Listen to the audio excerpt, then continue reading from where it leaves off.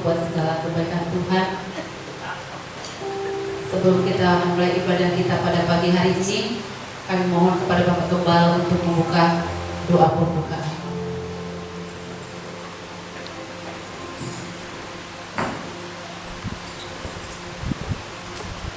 Mari Bapak Ibu yang dikasihi oleh Tuhan Yesus Kristus, yang ingin mencari kebenaran, mari kita tutup mata, biar Roh Kudus bekerja, biar Roh Kudus mengurapi kita bersama-sama.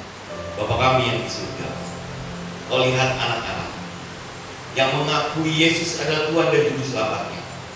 Kami rindu memuji Tuhan, menyembah Tuhan dan mendengarkan firman Tuhan. Kiranya apa keinginan kami ini ya Tuhan, Kau berkati. Tuhan, ampunilah segala kesalahan kami. Kuduskanlah kami ya Tuhan Yesus, sehingga kami layak menyebut Tuhan adalah Juru Selamat kami, Yesus Kristus penebus kami. Kami mau usir roh-roh jahat yang ingin mengambil bagian atau benih-benih firman Tuhan yang dilakukan. Kami mau tekin dalam nama Tuhan Yesus Kristus. Enyah habis. Isi renung hati kami ya Roh Kudus. Kami membuka hati kami untuk-Mu ya Tuhan Yesus. Terima kasih.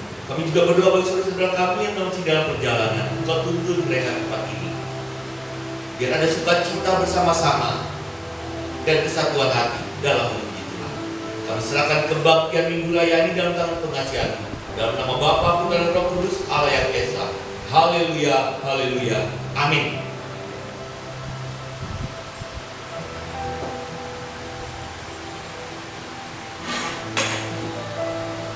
Baik, kita mau memulai ibadah kita. Kita mau merasakan kasih Tuhan dalam kehidupan kita. Kita mau masa teduh di hadapan Tuhan. Begitu luar biasanya kasih Tuhan dalam kehidupan kita. Karena ada Tuhan yang selalu ada bersama dengan kita. Terima kasih Tuhan. Oh, bersamamu kami aman Tuhan.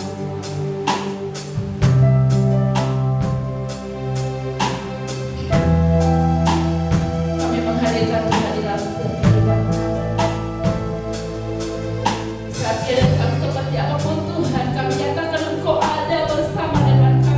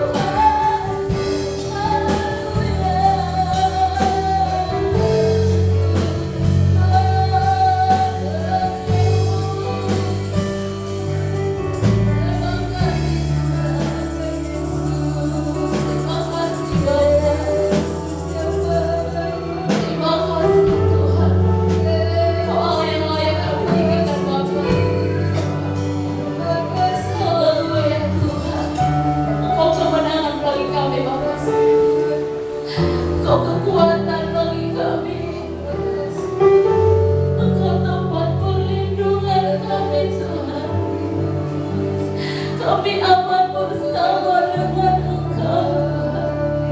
Kami kuat bersama dengan Engkau, Bapa. Terima kasih buat segala kebaikan-Mu. Haleluya Tuhan, syukur bagi-Mu, Bapa. Kami hidup bagi-Mu, Tuhan. Kami hidup untuk-Mu, Bapa.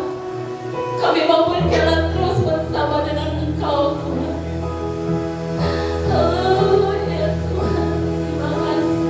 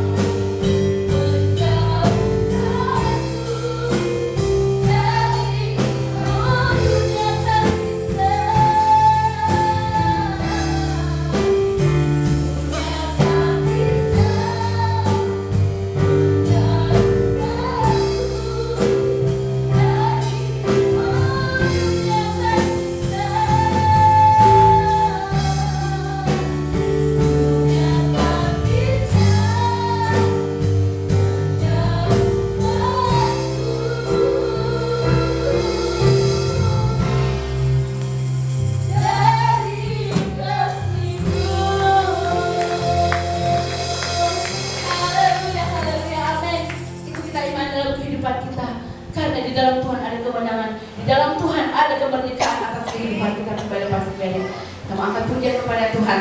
Terpujilah nama-Mu Tuhan. Engkau Allah yang layak dipuji. Haleluya.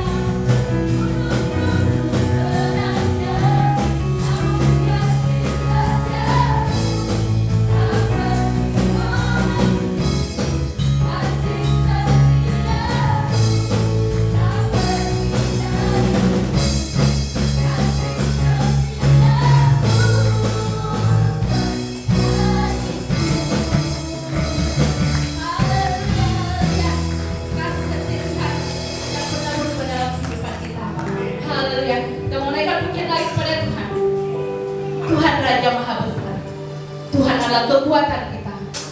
Haleluya Tuhan. Berada kami Tuhan. Amin.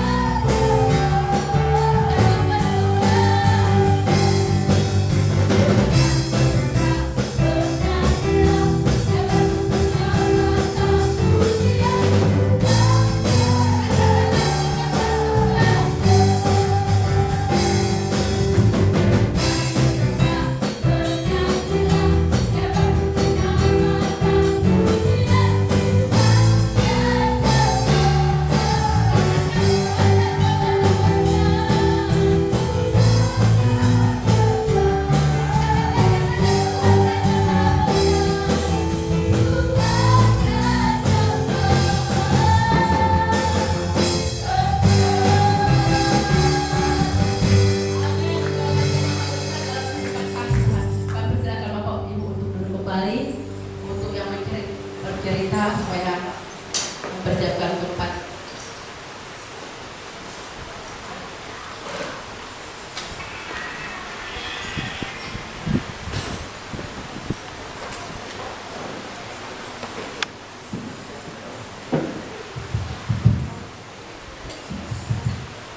Shalom Bapak Ibu. Pagi hari ini saya akan bercerita tentang sifat kepiting.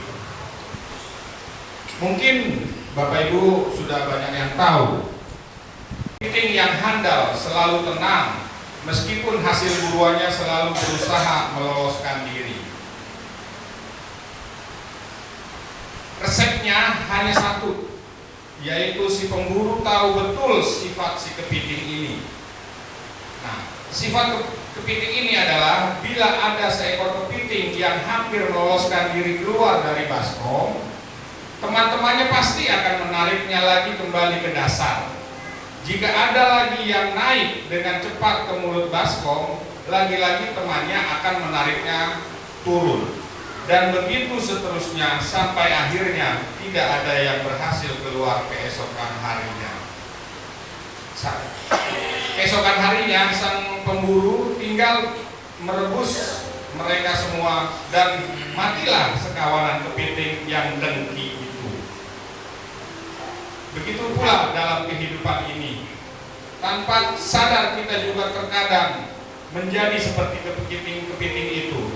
Dengki atau iri hati adalah sebuah kata yang seringkali kita dengar dalam kehidupan sehari-hari.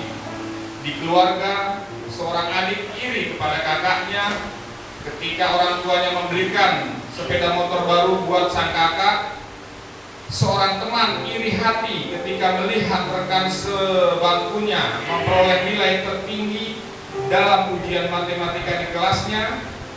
Di kantor, si A iri hati kepada si B karena si B mendapatkan promosi jabatan.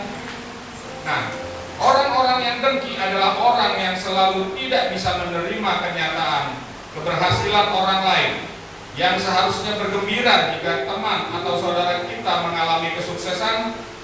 kita malahan mencurigai, apalagi di dalam bisnis atau yang hal lainnya yang mengandung unsur kompetisi. Nah, sifat iri dengki atau munafik akan semakin nyata dan kalau tidak segera kita sadari, tanpa sadar kita sudah membunuh diri kita sendiri. Apa saja tanda-tanda seorang adalah kepiting? Ada 3 Bapak Ibu. 1. Selalu mengingat kesalahan pihak luar. 2. Banyak mengkritik tapi tidak ada perubahan. 3.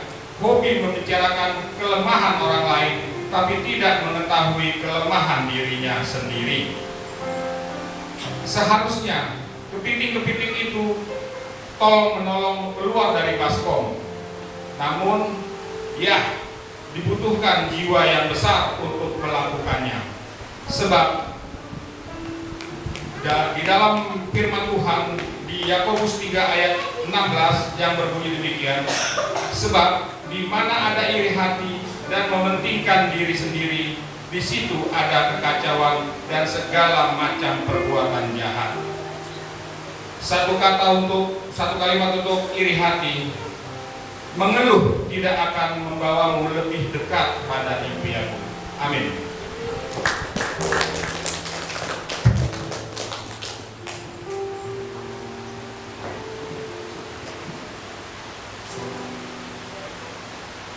Terima kasih buat Pak Joni yang sudah membagikan cerita bagi kita. Kita jauhkan dari kehidupan kita segala sesuatu seperti sifat-sifat kepiting yang tidak baik, karena Tuhan sudah memperbaharui hati kita, pikiran kita. Jadi dengan ini kita harus tetap berada di dalam kebenaran firman Tuhan, supaya kita tidak memiliki sikap kepiting yang hanya mementingkan diri sendiri dan hanya untuk melihat kesalahan-kesalahan. Tetapi sebagai anak-anak Tuhan, kita dibenahi untuk senantiasa mengingatkan satu dengan yang lain, mau satu dengan yang lain, sehingga damai sejahtera sukacita Allah ada dalam kehidupan kita. Biarlah kita senantiasa menjauhkan sifat-sifat seperti itu dalam kehidupan kita. Tetapi ini pelajaran bagi kita semuanya yang pelajaran, sehingga kakak beradik itu ada kasih, ada sukacita, ada saling roh pengampunan, sehingga damai sejahtera Allah turun atas kehidupan kita pribadi.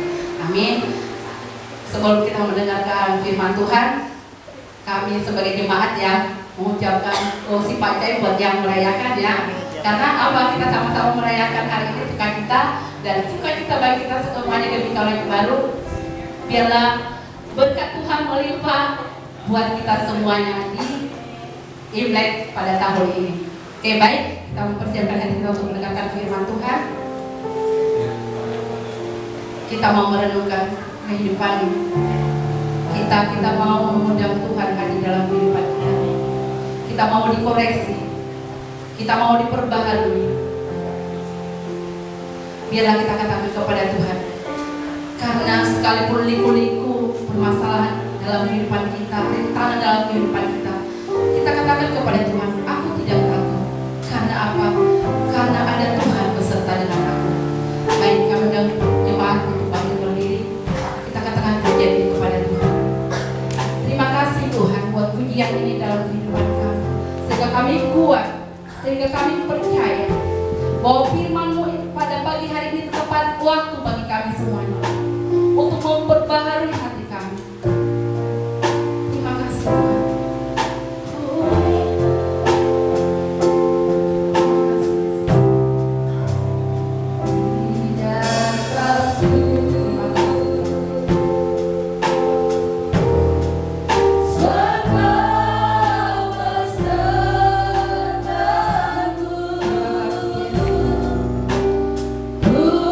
Tidak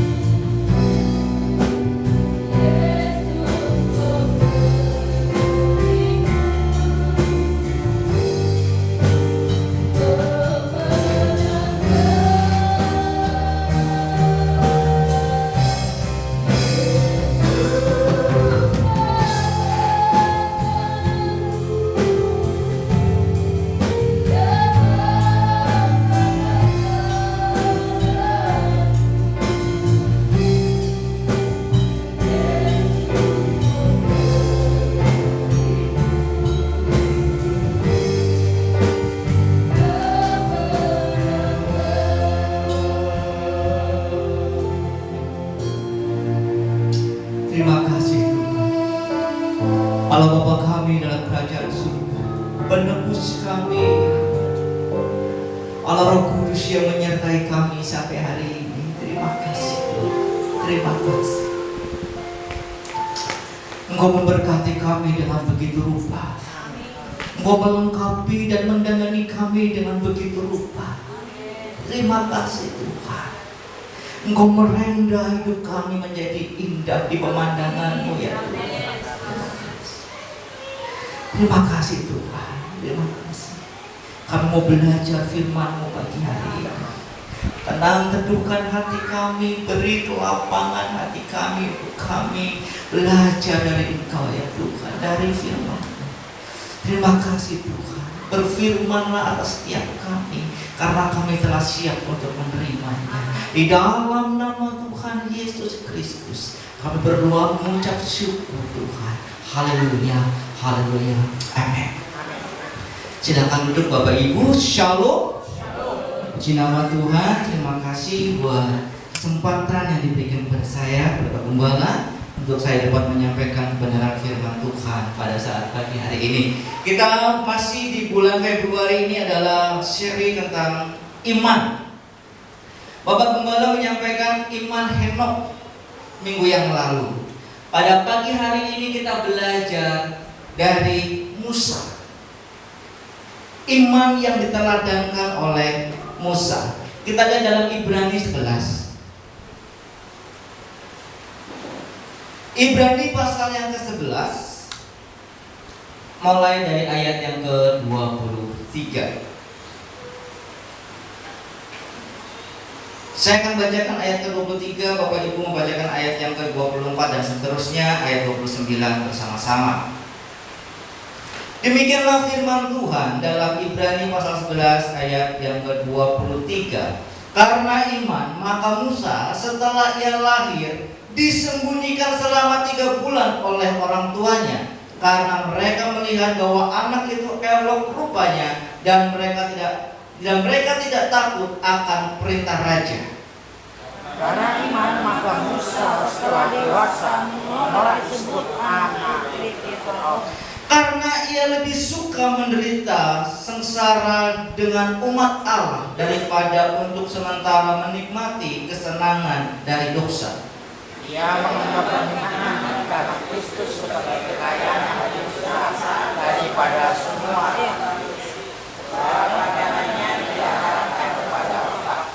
Karena iman maka ia telah meninggalkan Mesir dengan tidak takut akan murka raja. Ia bertahan sampai seperti ia melihat apa yang tidak kelihatan. Karena iman maka ia mengadakan Paskah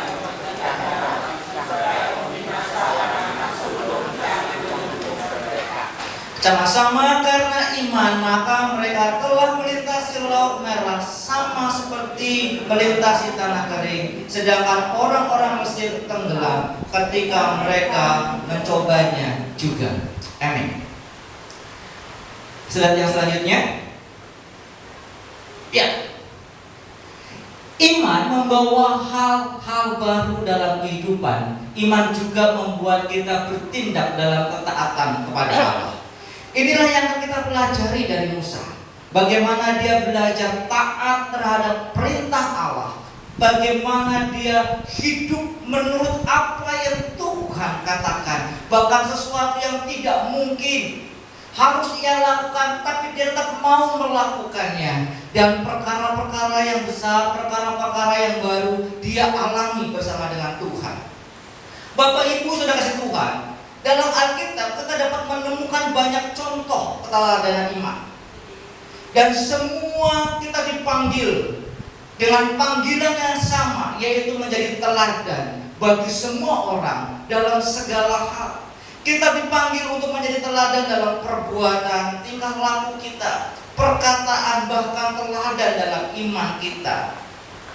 Kita akan menjadi teladan yang baik juga dalam hal iman jika iman kita kepada Allah, ketika kita memanifestasikan, ketika kita mau wujud nyatakan iman itu dalam tindakan-tindakan nyata dalam hidup kita. Jadi iman itu hanya sekedar perkataan, hanya sekedar keyakinan secara pribadi dan tidak akan pernah berimpartasi kepada orang-orang di sekeliling kita jikalau iman itu tidak mewujud dalam tindakan. Sebab itu kita belajar iman dan tindakan. Iman dalam tindakan. Nas yang lain dalam Yakobus mengatakan iman tanpa perbuatan pada hakikatnya adalah mati. Artinya jikalau iman itu mau menjadi hidup, maka iman itu harus dilakukan, harus dimanifestasikan dalam tindakan. Kalau kita beriman kepada Allah, Allah yang hidup, kita harus menyatakan itu bahwa Allah adalah Allah yang hidup dalam hidup kita. Kita beriman bahwa Allah adalah Allah yang memberkati, Allah yang ajaib, Allah yang luar biasa. Itu harus terwujud dalam hidup kita. Tingkah laku tindakan hidup kita yang menyatakan bahwa Allah itu hidup, Allah itu luar biasa, Allah itu ajaib. Kalau mulut kita mengatakan Allah itu hidup, ajaib, luar biasa, tetapi jika hidup kita sendiri penuh dengan kekhawatiran, ketika kita bertemu dengan orang yang kita omongkan sesuatu yang negatif, yang pesimis, yang sungguh-sungguh, maka orang tidak akan melihat bahwa iman kita kepada Allah yang hidup, yang ajaib, yang luar biasa itu. Jadi bagaimana kita meniteladan iman bagi orang-orang sekeliling kita? Iman kita kepada Allah. Sikap hidup kita, perkataan kita, tingkah laku kita harus menunjukkan iman kita. Amin. Harus menunjukkan iman kita. Ingat saudaraku, bahwa banyak orang yang menonton hidup kita. Banyak orang yang sedang menonton hidup kita. Tidak hanya menonton, tapi mempelototi hidup kita. Pasti. Dan dicari-cari kelemahan, kesalahan kita. Jangan sampai kita tidak menjadi terang dan garam, tapi malah menjadi batu sandungan. Iman kita kepada Kristus Yesus menjadikan Dia teladan bagi kita bagaimana harusnya kita hidup. Hidup yang dapat diteladani oleh orang lain. Bukan hidup untuk diri sendiri, bukan hidup untuk memuaskan kedagingan, hasrat, hawa nafsu, keduniawian, dan keinginan kita, tetapi hidup yang mengerjakan kehendak Allah. Amin. Ikutin saya. Hidup mengerjakan kehendak Allah. Hidup mengerjakan kehendak Allah. Disitulah saudara hidup dalam iman. Ingat bahwa banyak orang hari ini sedang menonton hidup saudara. Sekali saudara tersandung, terpeleset, mereka akan bilang hore. Begini. Dicari-carilah kesalahan kelemahan kita supaya menjadi bahan obrolan. Tuh orang Kristen seperti itu, tuh orang gereja seperti itu, tuh orang yang pelayanan seperti itu, tuh hamba Tuhan seperti itu. Dikorek. Sebab itu kita harus waspada dalam hidup kita. Jangan sampai kita tidak menyelenggarakan hidup kita menurut kehendak Tuhan. Karena apa? Iman kita kepada Allah harus kita wujud nyatakan dalam tingkah laku, perbuatan, kehidupan kita setiap hari. Bagaimana tindakan-tindakan apa yang dapat kita pelajari dari iman Musa? Selanjutnya, lah kok mundur Pak Bro? Ayo, ya, yang pertama, dengan iman kita memandang kekekalan. Lihat yang pertama, teladan iman orang tuanya. Ayat 23 saya katakan begini. Dikatakan demikian. Ayat yang ke-23 dari Ibrani yang ke-11. Karena iman, maka Musa setelah lahir ia disembunyikan selama 3 bulan oleh orang tuanya. Jadi ini imannya siapa? Imannya orang tuanya, bukan imannya Musa. Kalau saudara ingin membangun fondasi iman yang benar terhadap anak-anakmu, dimulai dulu dengan imannya orang tua. Imannya anak itu meneladani imannya orang tua. Masalahnya hari ini banyak orang tua yang tidak menjadi teladan iman bagi anak-anaknya, sehingga anak-anaknya harus susah payah mencari sendiri teladan iman. Beruntung jikalau dia menemukan sosok yang benar. Beruntung jikalau dia berada dalam komunitas yang benar. Beruntung jikalau mereka berada di komunitas yang membangun imannya. Jikalau mereka tidak ada di situ, yang diteladani bukanlah iman. Yang diteladani adalah hal-hal yang duniawi, hal-hal yang merusak. Hari ini siapa yang menjadi idola saudara? Hari ini siapa yang menjadi idola saudara? Maka seluruh hidup saudara akan tersita terhadap sesuatu yang saudara idolakan itu. Pasti. Nih, saya jujur nih ya. Istri saya sekarang lagi mengidolakan Ecak dan Alam Ganjar. Jadi kalau dia memilih 03, itu jalurnya bukan jalur Ganjar dan Mahfud, jalurnya adalah jalur Alam dan Ecak. Maka seluruh TikToknya yang FYP adalah mereka berdua, dan bisa berjam-jam scroll untuk melihat, kok hari ini gak ada berita apa-apa ya Pi? Aduh, mereka mah baik-baik Pi. Waduh Pi, kapal mami karam nih Pi. Itu semua karena apa? Yang menjadi idola dalam dirinya hari ini adalah itu. Artinya mempengaruhi itu semua itu. Nah, jikalau hari ini yang menjadi idola kita adalah Kristus Tuhan Allah, iman yang benar kepada Allah, maka seluruh rangkaian hidup kita adalah bagaimana melakukan kehendak Allah. Hidup melakukan kehendak Allah.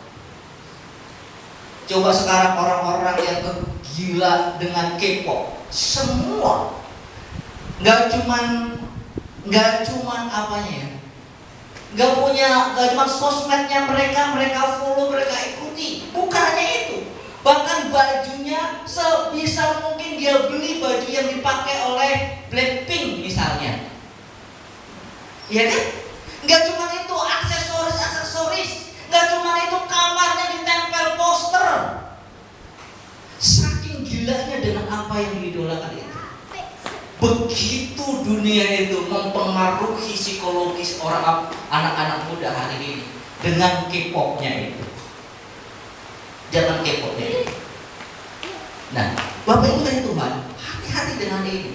Jadi ingat nih, orang tua nih, kalau saudara ngikutin ibadah penghiburan tadi malam, kalau saudara dapat khotbah ini, ada beberapa poin itu beririsan dengan apa yang disampaikan oleh Pak Gembala. Jadi, saudara, ini kan tadi malam udah saya dengar gitu. Kami tidak janjian, tapi itulah yang terjadi dengan buat itu. Jadi orang tua harus menjadi teladan iman untuk anak-anaknya. Kenapa saya mengatakan demikian? Karena dengan iman dia mau menyembunyikan si bayi Musa ini sampai usia 3 bulan. Dia pikir dia bisa melakukannya itu dengan iman. Pasti bisa, ya bisa. Karena dia memandang bayi itu, bahwa ada rencana Allah yang akan terjadi di dalam anak ini, dalam bayi ini. Kalau saudara melihat baca dalam kitab Keluaran pasal 10, saudara akan tahu rangkaian ceritanya bagaimana orang tua ini terhadap bayi yang begitu menarik hatinya, sehingga tidak ada kerelaan untuk melepaskannya. Artinya ada visi yang Tuhan taruh dalam dirinya tentang anak ini yang akan dipakai oleh Tuhan. Demikian juga saudara, ketika saudara melihat anak saudara hari ini, entah itu umur berapa yang saudara punya, jangan cuma lihat hari ini. Jangan cuma ketika saudara melihat anak saudara hari ini, jangan cuma lihat dia hari ini, tetapi saudara harus melihat apa yang dapat Tuhan kerjakan di kemudian hari terhadap anak ini. Dan aku bertanggung jawab menanamkan nilai-nilai yang benar terhadap anak ini, supaya anak ini juga menjadi alat pekerjaan Tuhan yang dahsyat. Amin. Jadi ketika saudara melihat anak itu, jangan kamu nyusahin, kamu bikin masalah, kamu aduh kalau bisa, itu semua. Ketika saudara memandang anak saudara, saudara juga harus dengan iman. Selama dalam pemeliharaan, Tuhan jaga, Tuhan pelihara, Tuhan juga. Dan ketika aku harus melepaskannya, juga melepaskannya dengan iman bahwa Allah memelihara. Dengan iman, Musa, mamanya Musa, siapa namanya ya? Amran dan Yokebed, melepaskan Musa dalam apa namanya ya? Lah kita ngomongnya baskom aja lah ya. Tapi itu adalah kayak semacam daun pandan yang dianyam seperti itu, dihanyutkan. Imannya apa? Tuhan, aku sudah berusaha menjaga selama 3 bulan ini, tetapi tidak mungkin lagi aku dapat menjaganya. Aku harus melepaskan. Dengan iman yang sama, Tuhan Allah menjaga, memelihara dia dan pertemukan dengan putri Firaun sehingga dia tetap hidup. Nah, itu juga yang sama harusnya kita lakukan. Ketika anak itu masih dalam jangkauan kita, dalam pemandangan kita, kita beriman, Tuhan pakai aku untuk anak ini. Tapi ketika kita memang harus melepaskan anak kita, maka kita lepaskan dengan iman bahwa Allah yang maha dahsyat itu Allah yang sanggup memelihara dia. Amin. Suatu saat saudara harus melepaskan anak saudara. Apakah karena dia harus kuliah, harus dari sekolah, tidak harus meninggalkan saudara. Yang mungkin yang paling ekstrem adalah mereka menikah dan meninggalkan saudara. Saudara juga harus melepaskannya dengan iman. Dengan iman. Musa tidak memandang apa yang sedang dialaminya di Mesir sebagai kenyamanan yang harus dipertahankan. Jadi makanya ya, dengan iman kita memandang kekekalan. Artinya sesuatu yang belum kita lihat, tetapi sesuatu yang pasti akan terjadi. Sebaliknya Musa mengarahkan pandangan kepada upah yang ada di depan. Penderitaan yang sementara dialami sedang mengerjakan sesuatu yang mulia di kekekalan. Ketika kita hidup hari ini, jikalau kita hanya terpaku dari apa rutinitas yang kita kerjakan setiap hari, maka kita frustasi dalam hidup. Kita pasti frustasi dalam hidup karena banyak hal yang tidak terjadi, yang banyak hal yang terjadi tidak sesuai dengan mau dan keinginan kita. Tetapi kalau kita memiliki iman kepada Allah, kita akan melihat sesuatu yang jauh yang ke depan, bahwa apa yang kita kerjakan hari ini mengerjakan sesuatu yang lebih besar, lebih berharga, lebih mulia di kemudian hari. Sehingga apa? Ada motivasi, ada semangat, ada dorongan dalam diri kita untuk kita bekerja secara maksimal. Musa tidak memandang apa yang sedang dialaminya di Mesir sebagai kenyamanan yang harus dipertahankan. Karena apa? Mesir bukan miliknya. Mesir bukan bagiannya. Bagiannya dia adalah umat Allah. Dan rencana Allah dalam hidupnya adalah membawa mereka menjadi orang-orang merdeka. Selanjutnya, nomor 2. Dalam iman pandanglah kekekalan, sehingga engkau tidak sungut-sungut, tidak pesimis dalam hidup kita, tidak frustasi dalam hidup kita melihat keadaan hidup kita hari ini. Pandang kekekalan, di sana ada semangat. Yang kedua adalah hidup yang dibentuk oleh iman. Begini saudaraku, ketika kita memandang, belajar dari iman Musa, hidup Musa dibagi dalam 3 fase. Yang pertama adalah 40 tahun yang pertama. 40 tahun yang pertama adalah usia 0 ketika dia dilahirkan sampai dipelihara oleh orang tuanya, sampai kemudian setelah cerai susu. Dikatakan tidak bilang seperti itu, dikatakan ketika anak itu telah menjadi besar. Ketika anak itu telah menjadi besar, lalu diserahkanlah anak itu kepada putri Firaun. Kalau saudara mengatakan, oh mungkin setelah disakti, setelah selesai susu, umur 2 tahun. Tidak demikian menurut saya. Karena biasa anak-anak dalam tradisi Israel, anak-anak yang diserahkan adalah anak-anak yang sudah memasuki usia Taurat. Kalau dalam sekarang ya, usia Taurat. Artinya usia untuk anak-anak belajar tentang hukum, tentang Taurat. Nah, kalau teman-teman kita yang di luar sana adalah anak-anak usia belajar ngaji. Di Yahudi ada seperti itu, namanya anak Taurat. Anak-anak usia 6 sampai 7 tahun, bagaimana dia belajar bahasa Ibrani dan seluruh hukum, baik Tanakh maupun Pentateuch. Mereka belajar tentang hal itu. Kemungkinan besar juga Musa ketika dibawa ke putri Firaun juga adalah usia pendidikan. Artinya Musa telah mendapatkan pendidikan iman, teladan iman dari orang tuanya yang Ibrani dari usia 0 sampai usia minimal 6 tahun. Dan ketika dia ada di lingkungan pendidikan di Mesir, iman ini tidak hilang. Iman ini tetap ada, melekat dalam, karena golden age-nya dia sudah ditanamkan kepada nilai-nilai yang baik, nilai-nilai yang benar, identitas dirinya sebagai orang Ibrani, bukan sebagai orang Mesir. Sehingga ketika dia sampai usia 40 tahun, dia tidak mengingkari dirinya sebagai orang Ibrani. Ketika dia melihat keluar dan orang-orang sebangsanya dianiaya, jiwa nasionalismenya itu dia muncul tumbuh sehingga berusaha untuk melawan. Dan fase yang kedua adalah 40 tahun di padang gurun Median. Ketika dia sudah membunuh orang Mesir itu, dia kabur ke padang gurun Median. Di sana nih, di sanalah proses yang kedua dimulai. Iman yang menentukan arah hidup Musa. Ia percaya kepada Allah seperti diwariskan orang tuanya. Jadi sinkron dengan itu. Gak mungkin anak usia 2 tahun diserahkan kepada putri Firaun lalu mereka hidup dengan iman. Pasti adalah usia pendidikan. Mengambil keputusan pilihan berdasarkan iman. Dia tidak mau diterima, tidak mau disebut sebagai anak Firaun, anak putri Firaun. Dia tetap memilih sebagai aku adalah orang Ibrani.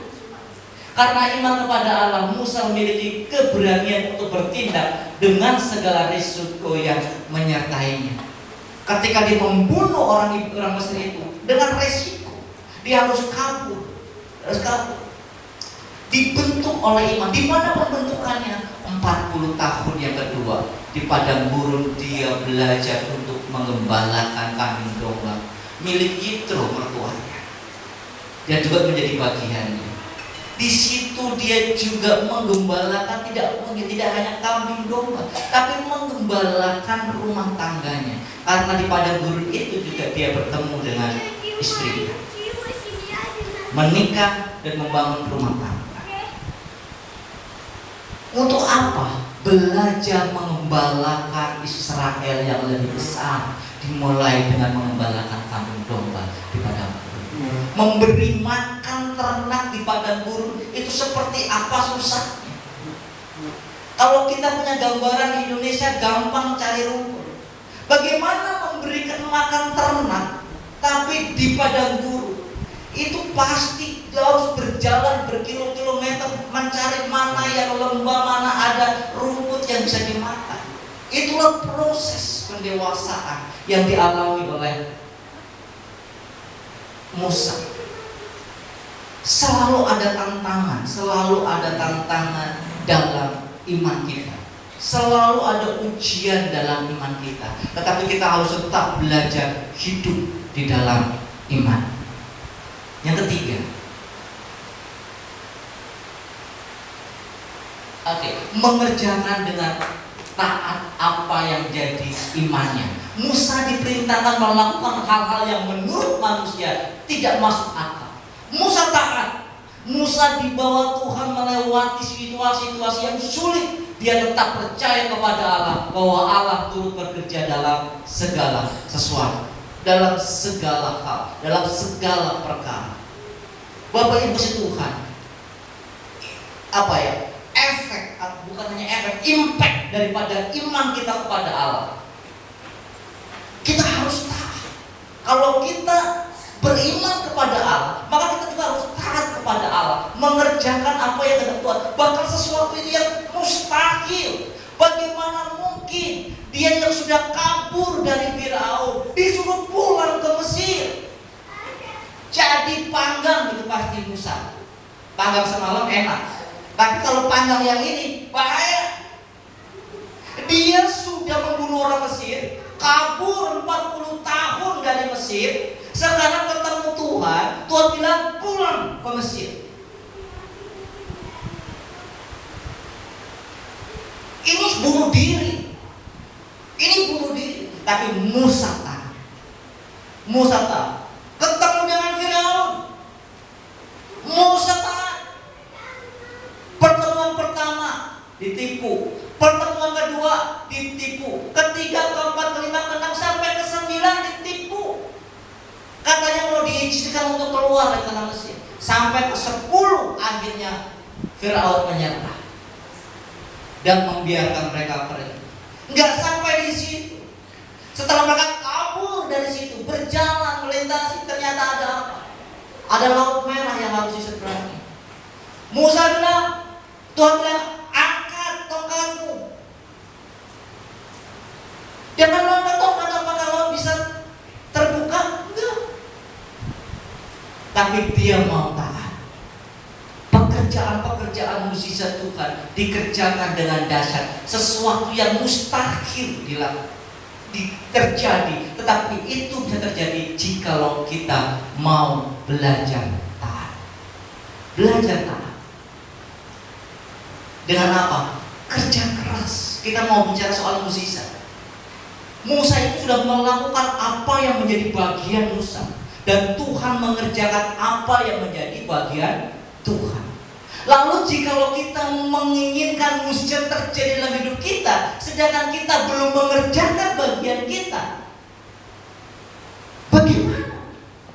Kerjakan dulu bagianmu semaksimal mungkin. Jikalau mau mentok, udah gak ada sesuatu yang bisa diandalkan, tidak sesuatu bisa menolong, disitulah Allah bekerja secara ajaib.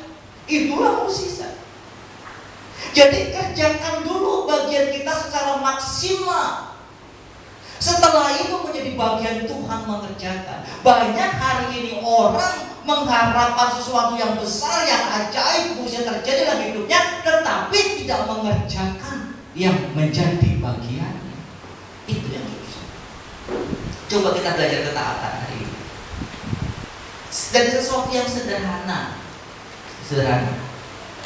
Ini belum Tuhan yang ngomong ya. Ini Tuhan yang gak kelihatan. Ini baru sesuatu orang yang kelihatan. Misalnya gembala. Gembala ngomong ke kita, saudara-saudara, para penatua, para diaken yang mau melayani firman Tuhan, ketemu saya dulu untuk mendiskusikan materinya. Kita sharing. Dilakukan?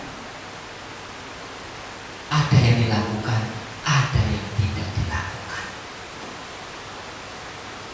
Jadi jangan ngomong yang besar dulu, jangan ngomong Tuhan dulu yang gak kelihatan. Gembala ngomong, para song leader sebelum tampil hari Minggu, pujiannya menghadap saya dulu, ketemu saya dulu, kita diskusikan lagu-lagunya. Dilakukan? Ada yang dilakukan, ada yang tidak dilakukan. Sesuatu yang sederhana, tapi di situ kita belajar apa? Submit, kerendahan hati, menghormati otoritas yang di atas kita. Ngapain sih lagu-lagu harus diserahin? Ngapain sih harus diserahin lagu? Emang dia tahu lagu? Nyanyi aja fals.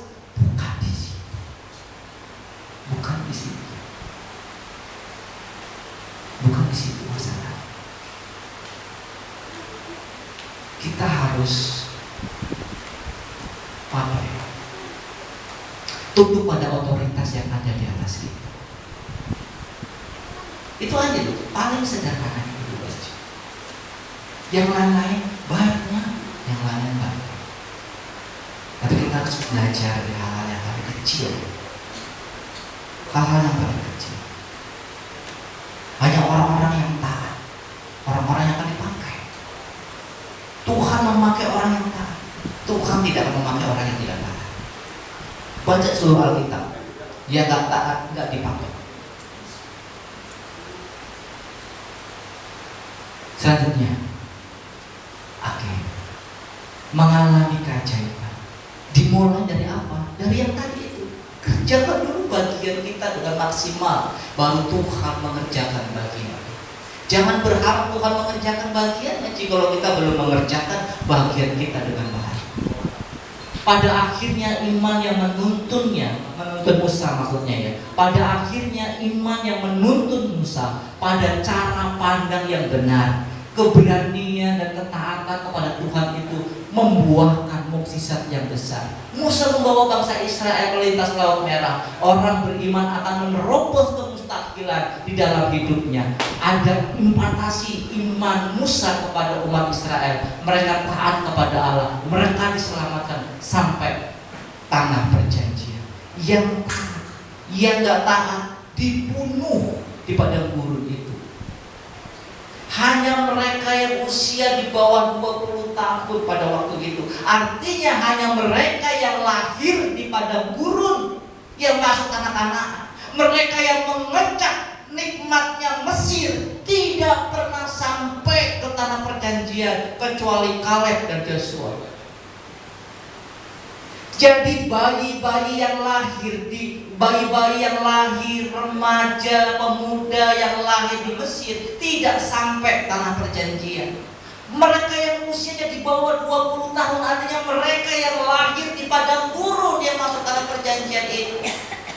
Hanya orang-orang yang mau susah, berusaha, bekerja keras maksimal, mereka yang akan menikmati hasilnya. Jikalau hari ini kita tidak melakukan itu, kita tidak akan menerima upahnya.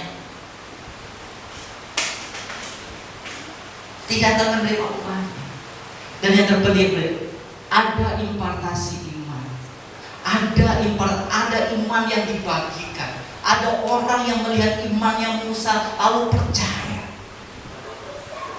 Hidup kita harus seperti ini, saudara. Kita harus impartasi iman. Karena iman orang tuanya, anak menjadi beriman kepada Allah. Karena iman mantunya, mertuanya jadi beriman kepada Allah. Karena iman mertuanya, mantunya jadi beriman kepada Allah. Karena iman majikannya, pembantunya jadi beriman kepada Allah. Tapi kalau kita tidak memperagakan iman dalam hidup kita, hidup menurut kehendak Allah, bagaimana orang-orang di sekeliling kita akan percaya kepada Allah yang hidup yang kita imani? Itu menjadi persoalan. Slide terakhir. Oke, iman menuntun kita bertindak benar berdasarkan firman Tuhan. Pasti. Jikalau kita hidup di dalam iman, pasti irama hidup kita, gerak nadi hidup kita adalah melakukan kebenaran. Pasti. Iman bukan sesederhana dalam ucapan, tapi iman adalah gambaran hubungan pribadi kita dengan Allah. Jadi bagaimana orang itu beriman? Bagaimana dia berhubungan dengan Allah, memiliki hubungan dengan Allah, itu tercermin dalam hidupnya sehari-hari. Jadi jangan ngomong kalau kita adalah orang yang beriman jika hidupnya tidak pernah mencerminkan imannya. Karena soal iman adalah soal hubungan kita dengan Allah. Yang dilihat oleh orang lain adalah apa yang kita peragakan setiap hari. Saudara, iman kita kepada Kristus yang membuat kita menyebut diri kita sebagai Kristen hendaknya bukan hanya sekedar label keagamaan saja. Mari kita tidak hanya berbangga menjadi orang Kristen, tetapi juga berkomitmen untuk hidup sesuai dengan nilai-nilai yang Tuhan berikan, Tuhan teladankan dalam hidup kita. Iman kita kepada Kristus harus menghasilkan kasih, harus menghasilkan belas kasihan, harus menghasilkan kebaikan dan kebenaran dalam tindakan dan perbuatan kita. Dengan begitu, kita benar-benar menyenangkan hati Bapa. Dan ingat satu hal ini, saudara, sebagai penutup, ingat satu hal ini, akan selalu ada ujian iman dalam hidup kita. Selalu ada ujian iman dalam hidup kita. Jika saudara menaruh, ini contohnya saja, ini adalah ujian iman, contoh ujian iman. Jika saudara menaruh benci, kebencian terhadap seseorang dalam hati saudara, dan saudara merasa bukan pihak yang salah, Saudara benci dan dendam karena saudara merasa sebagai pihak yang disolimi, terlukai, diperlakukan tidak adil. Lalu saudara menjadi marah, benci, mendendam, menaruh dendam, dan tidak mau mengampuni. Itu juga Tuhan tidak berkenan. Itu juga kejijikan di mata Tuhan. Karena barang siapa yang mengampuni, dia akan diam. Inilah ujian iman. Ujian iman. Tuhan mengizinkan saudara diperlakukan seperti itu. Sebenarnya itu adalah cara Tuhan. Cara Tuhan untuk mendewasakan kita. Sebab tanpa cara itu kita tidak bertumbuh. Dan jika kita tidak bertumbuh dalam kedewasaan iman, maka kita tidak bisa berjalan seiring dengan Tuhan. Kita tidak bisa berjalan seiring dengan Tuhan. Dan ujian yang selanjutnya, dan ini juga adalah ujian. Mungkin saudara merasa hidup saudara tidak ideal.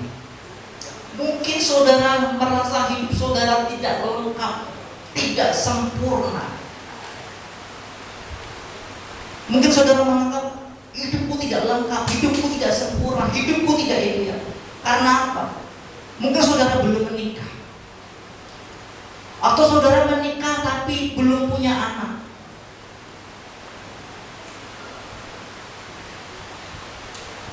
Udah menikah tapi tidak bahagia dengan pasangannya.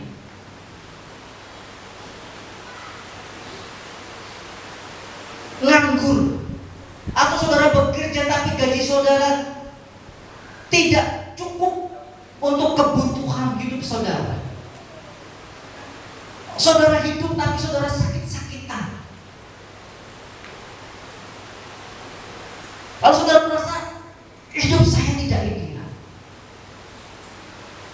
Lalu saudara saya bertanya, hidup yang seperti apa yang ideal?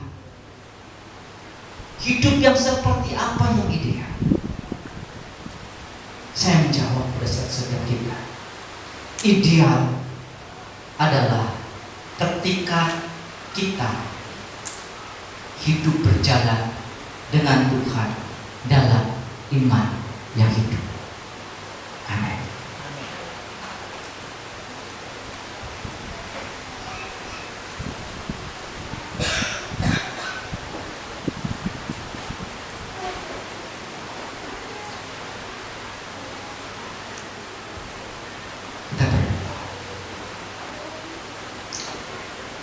Tuhan, terima kasih untuk hari ini. Kami beriman kepada Engkau, dan kami belajar untuk menyatakan iman itu dalam tindakan perbuatan kami setiap hari. Dan kami menyadari akan selalu ada ujian iman dalam hidup kami. Kami selalu mengejar hidup yang ideal menurut pemandangan manusia. Tapi kami tidak pernah mengejar hidup yang ideal menurut pemandangan Engkau sendiri. Kami menyadari hari ini, ketika kami hidup berjalan dengan Engkau, itulah hidup yang ideal bagi kami. Hidup dalam iman yang hidup kepada Engkau. Allah Roh Kudus, tolong kami, berkati kami, bimbing kami, sertai kami dalam perjuangan iman kami sampai kepada kesudahan. Engkau mendapati kami adalah orang-orang yang beriman di bumi. Terima kasih Tuhan. Kami mengucap syukur dan berdoa kepada Engkau, Allah yang berkata, haleluya, haleluya, amin.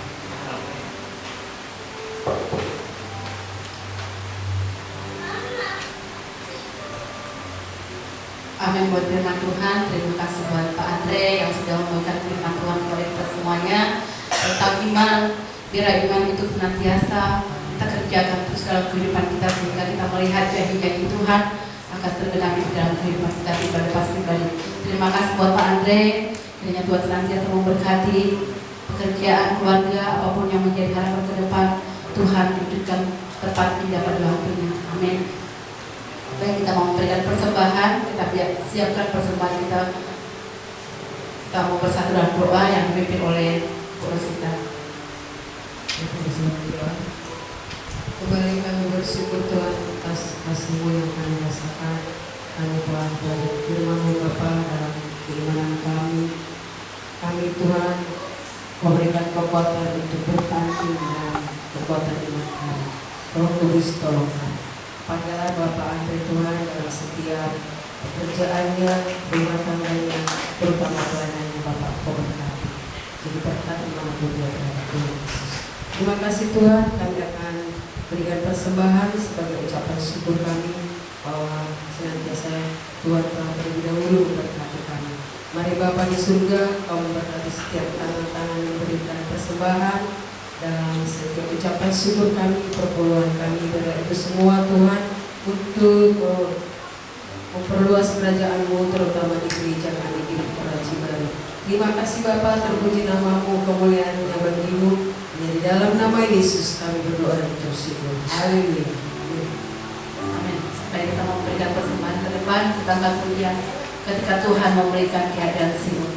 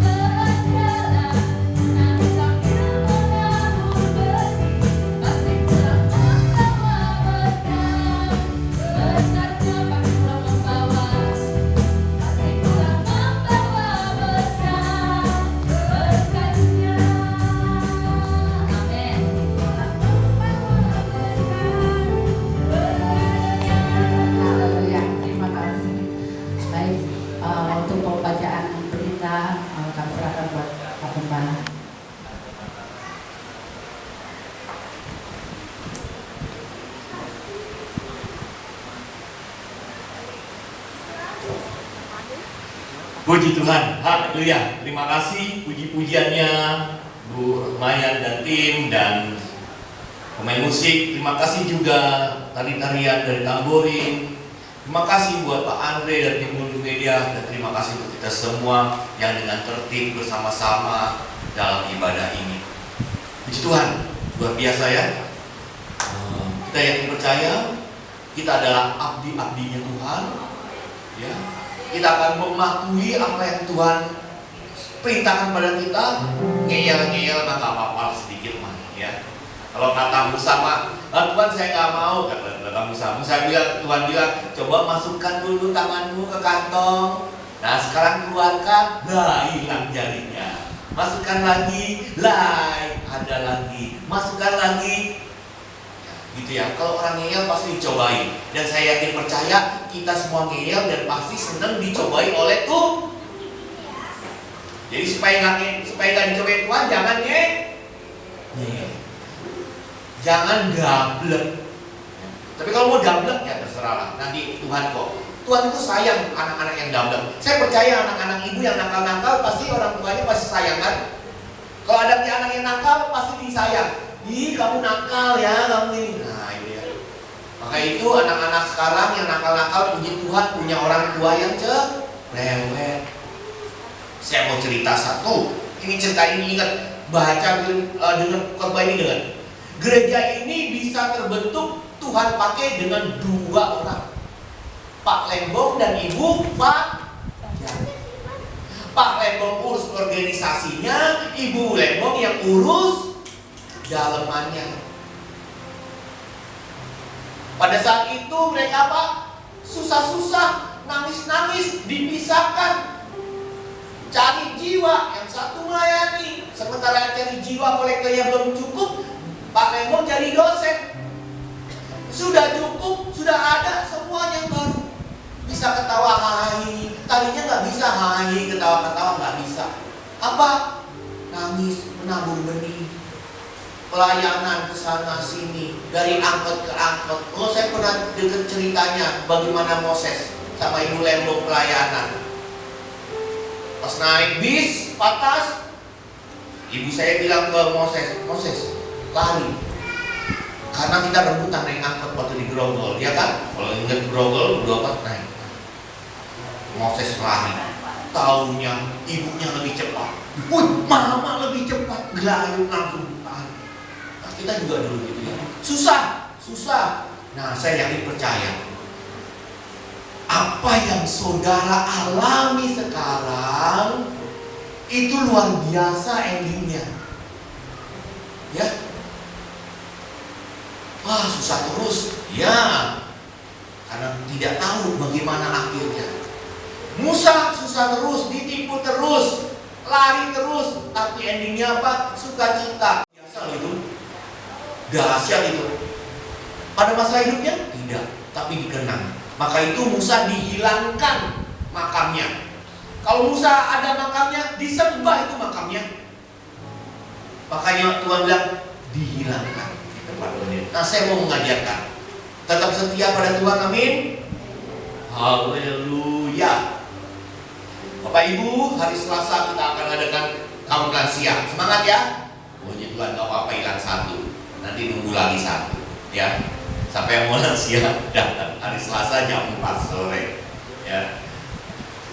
Saya kalau lihat lansia nangis, kenapa nggak saya Tuhan yang dipanggil, kenapa dia duluan yang dipanggil? Coba itu doanya lansia tuh, ya dahsyat ya. Doanya anak-anak muda kan nggak, Tuhan berkati saya, Tuhan ini saya pekerjaan. Kau doanya lansia, Tuhan saya yang dipanggil kalau saya sekarang. Nah kalau belum kuat imannya jangan ke lansia ya. Orang yang kebaktian lansia itu orang yang kuat imannya. Bukan asam garam lagi, asam juga udah pernah, lada, merica semua sudah pernah rasa. Ya, buat hari Selasa. Hari Kamis ada konsel kelompok 1. Kemarin hari Minggu yang lalu, Minggu sore ada yang mau datang, tapi saya lihat nggak ada yang datang. Mana itu orang itu? Gimana nanti ada saya cerita ada orang stres. Pak, ini gerejanya ini Pak, iya. Gereja jam berapa? Jam 8. Saya punya istri, kalau dia datang ke gereja ini boleh melayani nggak? Bingung juga ya. Dia harus melayani Pak. Kalau nggak melayani, setannya keluar katanya. Bingung saya. Jadi dia pindah-pindah gereja supaya istrinya masuk langsung dapat pelayanan. Kan nggak bisa begitu ya Bapak Ibu ya? Oh kan nggak ada yang setuju kan? Ini dia suruh saya bilang gini, ya udah datang bawa hari Minggu jam ini ada pelayanan ada. Itu ada kantong persembahan nanti masuk kasih. Wah terima kasih. Makanya saya lihat kok nggak ada dia. Udah saya bertunggu-tunggu supaya dia pelayanan. Ya, puji Tuhan. Jadi pelayanan banyak ya, banyak di sini, puji Tuhan ya. Itu hari Kamis ada kelompok 1, hari ceria ada latihan. Oh ya, hari Rabu nyoblos ya, nggak boleh golput ya. Mau 01, 002, 03 terserah. Itu kalian, Bapak Ibu yang punya hak ya. Tapi nggak usah nyoblos. Amin. Amin. Ya nggak boleh golput, nggak boleh.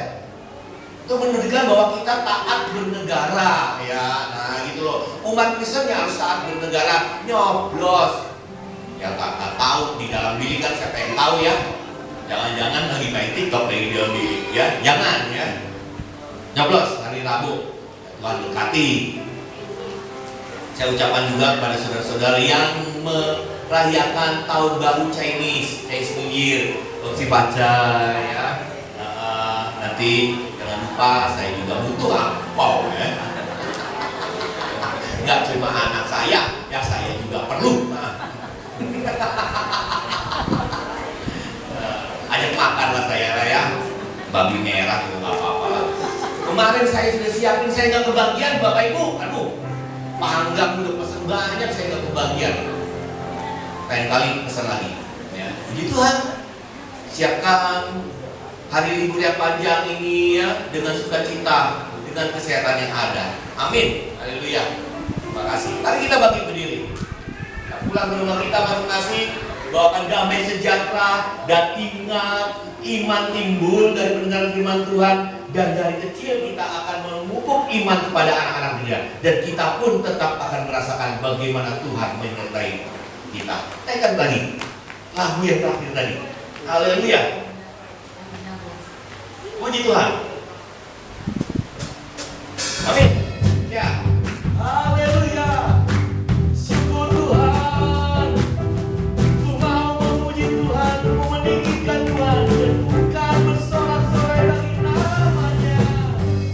Bila Tuhan memulihkan keadaan Sion, keadaan kita seperti orang yang bermimpi. Waktu itu mulut kita penuh dengan tawa, lidah kita sorak-sorai.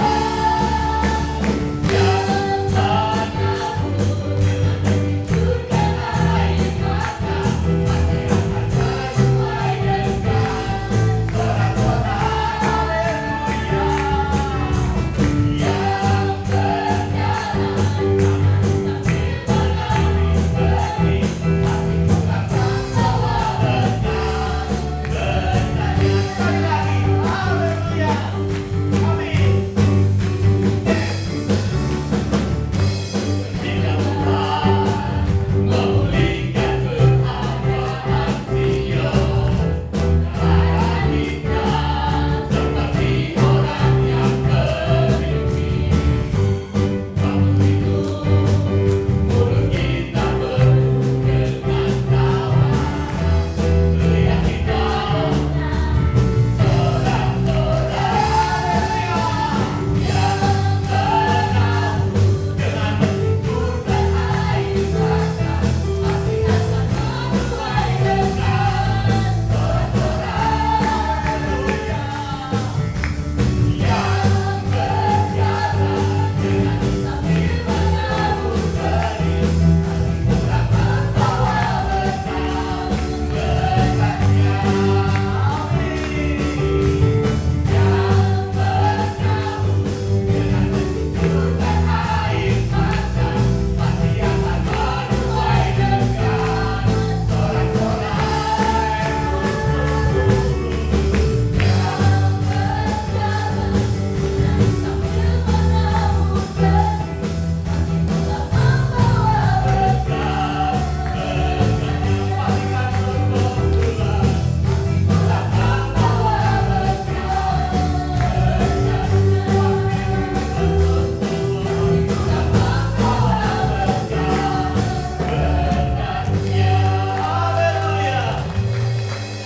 Bapak kami yang di surga, kami percaya ayat firman Tuhan ini begitu indah. Puji-pujian ini meninggikan nama Tuhan. Kami tahu ya Tuhan Yesus, saat ini Kami menangis. Saat ini kami pedih, tapi kami terus menjalankan hidup ini. Amin. Saat ini kami menderita. Saat ini kami sengsara. Tapi kami tetap taat kepada iman pada Tuhan kami Yesus Kristus. Amin. Karena kami yakin, kami berpengharapan ada suatu tempat yang indah untuk kami. Ada puji-pujian sorak-sorai untuk kami. Ada kemenangan untuk kami. Ada sukacita untuk kami. Ada damai sejahtera untuk kami. Amin. Puji namamu Tuhan. Ada waktunya kami menangis, ada waktunya kami tertawa. Ada waktunya kami menderita, dan ada waktunya kami bergembira. Terpujilah namamu Allah yang besar. Mari kita mengangkat tangan kita. Syukur Tuhan, kau lihat kami semua jemaat Tuhan mengangkat tangan. Kau lihat ya Tuhan Yesus, kau dengar suara hati kami. Mungkin kami tersenyum pada saat ini. Mungkin kami tidak tahu apa yang kami lakukan, tapi Allah Sang Pencipta mengetahui hati kami. Sakit penyakit yang ada pada kami, Tuhan sembuhkan. Penderitaan kami, Tuhan lepaskan. Syukur. Keinginan-keinginan, cita-cita kami, kerinduan kami, Tuhan akan wujudkan. Mari kita meminta kepada Sang Empunya langit dan bumi, Sang Pencipta kehidupan. Tuhan Yesus memberkati kita dan melindungi kita. Tuhan Yesus menyinari kita dengan wajah-Nya dan memberi kita kasih karunia. Tuhan Yesus menghadapkan wajah-Nya kepada kita dan memberi kita damai sejahtera. Allah yang besar, Allah yang agung, berkatilah usaha, pekerjaan kami, dan pendidikan kami. Tuhan Yesus Gembala yang baik, arahkan jalan kami ke jalan-Mu. Tuntunlah hidup kami, peganglah kami dengan kasih-Mu. Ya Allah, ya Roh Kudus, wujudkanlah segala keinginan kami, cita-cita kami, dan pemikiran kami menurut kemuliaan-Mu saja. Berkat Abraham, Ishak, dan Yakub ada pada kita. Tutur kata kita dan tingkah laku kita mencerminkan firman Tuhan dan membawa jiwa-jiwa untuk memuliakan nama Tuhan. Yang percaya menerima berkat, mari kita sama-sama katakan